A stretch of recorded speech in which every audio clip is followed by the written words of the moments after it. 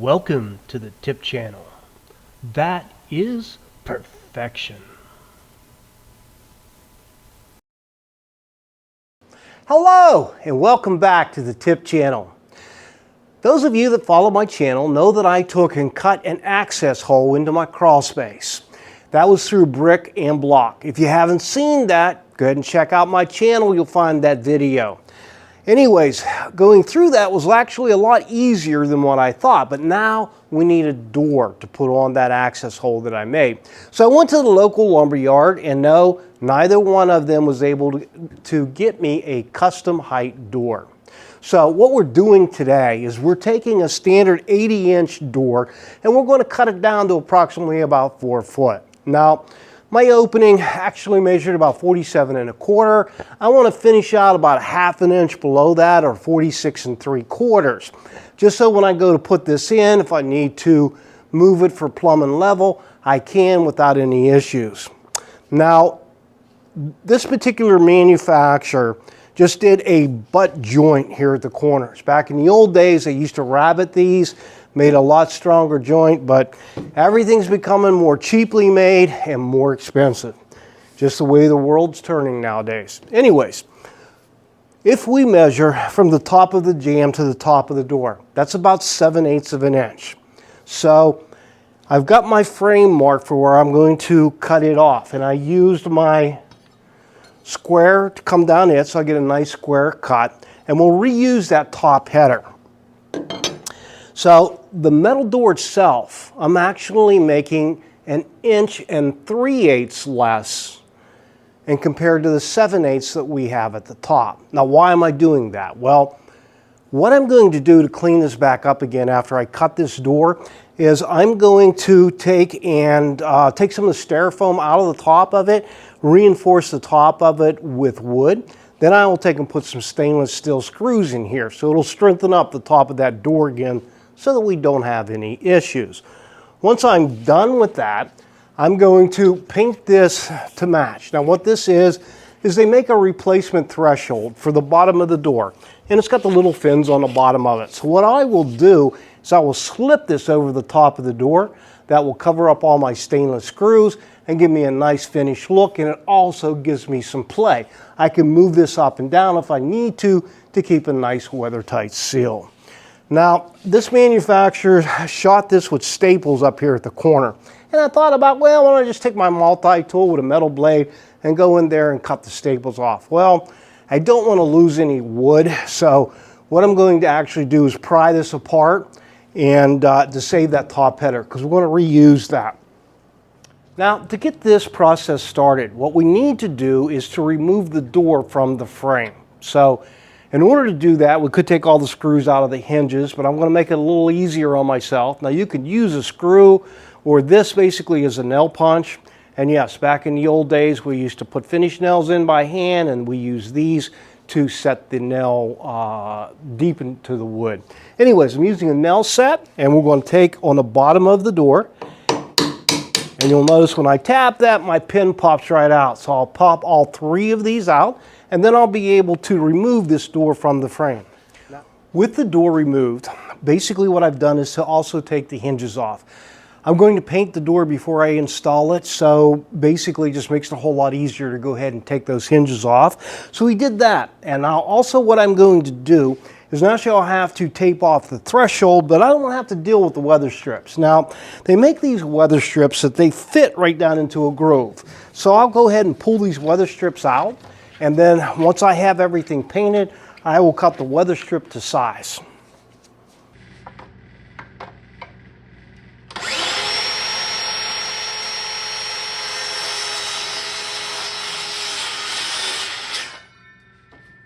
Thought I would stop for a minute and show you what we have here. Now, this is actually the side jamb, and this is our top header. So if you'll notice, what they've done is that they've stopped the stop strip short of the header. You'll see what I mean by this. So what we'll need to do is we need to make the same notch in the stop strip on our jamb that we originally had on the side. To do that, we're going to use a multi-tool. If you don't have one of these, buy one. Once you have this in your hand, you'll throw away a whole lot of tools. Now, watch how gentle this tool is.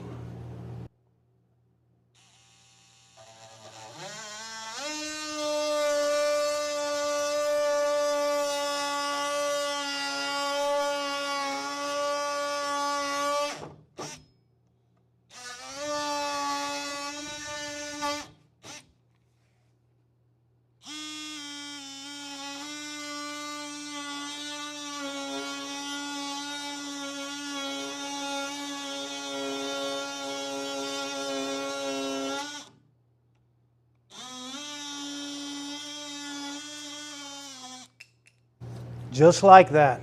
Isn't that sweet? With the frame out of the way, it's now time to tackle the steel door. Now, I am absolutely the worst when it comes to safety. You'll see me in here working in tennis shoes. You'll see me in here with loose clothing, around moving equipment. But when it comes to cutting steel, I can't strive enough.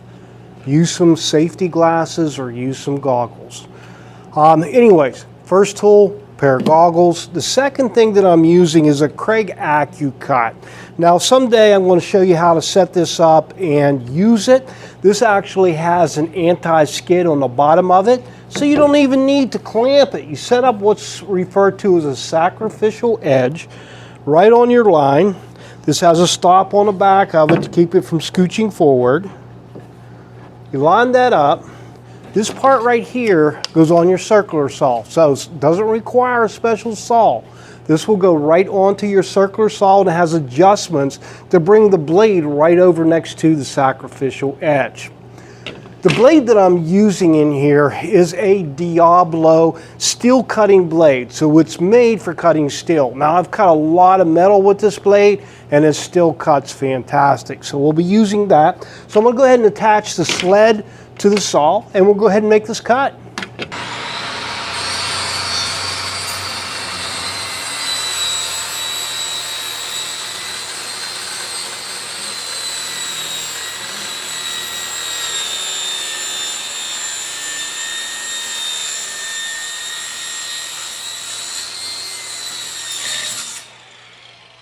With our cut made, we can now see what's inside of this door. Now, I probably could just leave this the way that it is. This access door is not going to be used that often, but then it wouldn't be perfection, so we can't do that. So what I want to do is take 3/4 to 1 inch of the styrofoam out of here, put a board in here, and that's where I'll do some screwing. Now to do that, again, I'm going to get out my multi-tool, very gently take 3/4 to 1 inch of the styrofoam out of this door.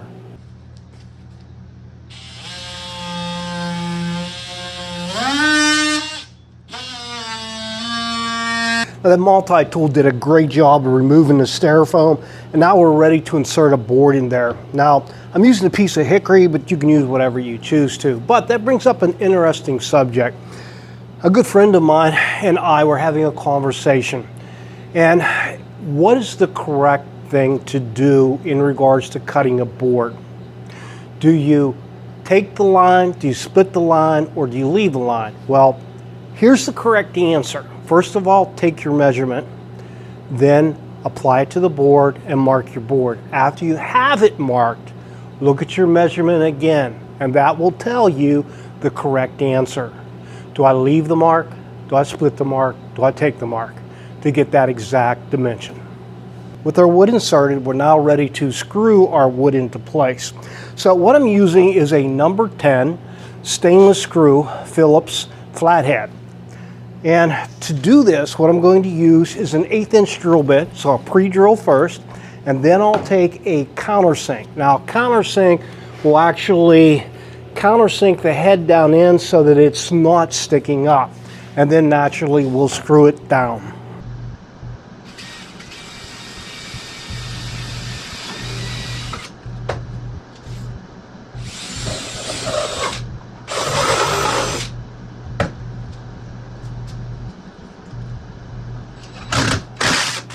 At this point, everything is cut down and we're now ready to go into paint. If you'd like to stick around, we'll share that with you as well. Love to have you along. So here we are in paint. Now these steel doors are not made to just put up and leave.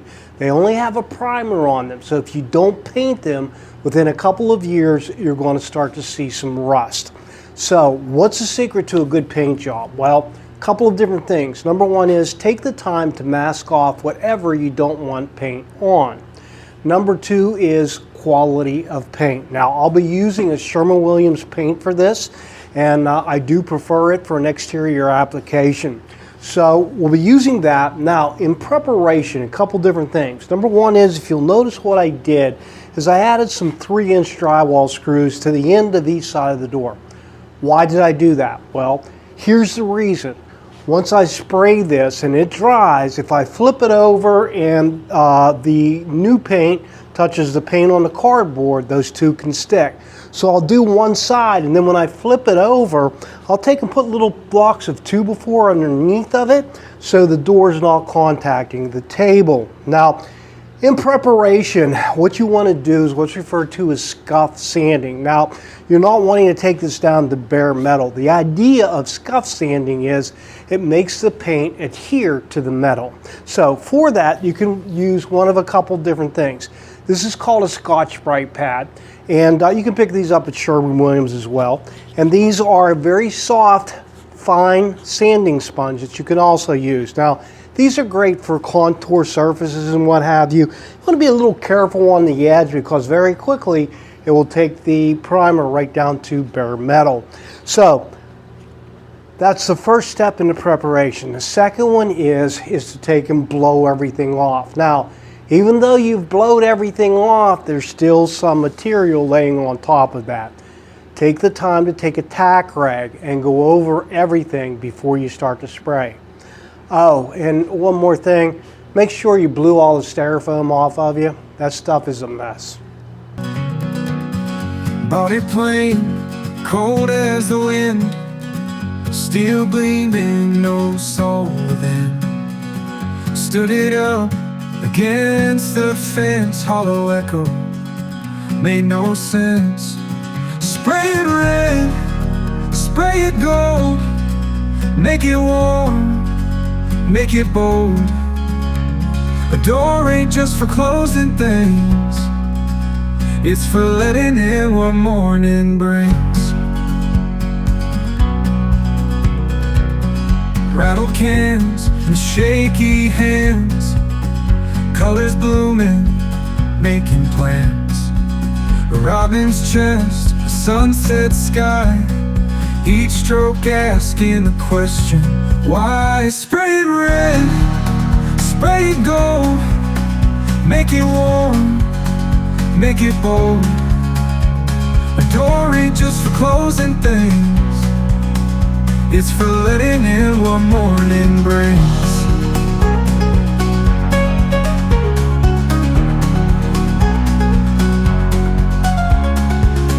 Rust will come, I know it's true, but rust, it tells a story too, of hands that painted, hands that knocked, of feet that crossed and hearts unlocked.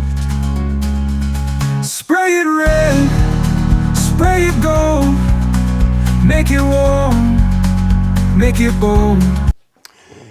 Here we are back on day 2 of our project. Now, I've always been the go, go, go, get her done type of guy. Typically, I would have been down here with fans blowing it on this paint, hurrying it up to dry so I could flip it over, shoot the other side, and naturally taking a chance of damaging the paint.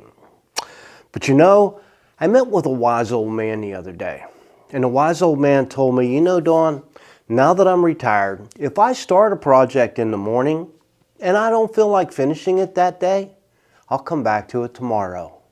If tomorrow comes and I don't feel like working on it, I'll get to it next week. What a great attitude. Should have spent more time with that old man. Anyways, we're going to get back to this, get it done. We'll get it assembled in a couple of days. I'm going to let my paint cure out. If you're in a hurry to get yours back together, take a minute to take some vegetable oil and put it on the weather strips of your door, because the paint will still be fresh and it will have a tendency to stick for the first couple of days. So we're at the end of our project other than assembling and installing, and I may show the installation on my channel as well, so you can check back for that. I hope that you found this informative, and if you did, please just take a minute to like and subscribe. It really does help our channel. Thanks so much, and have a great day.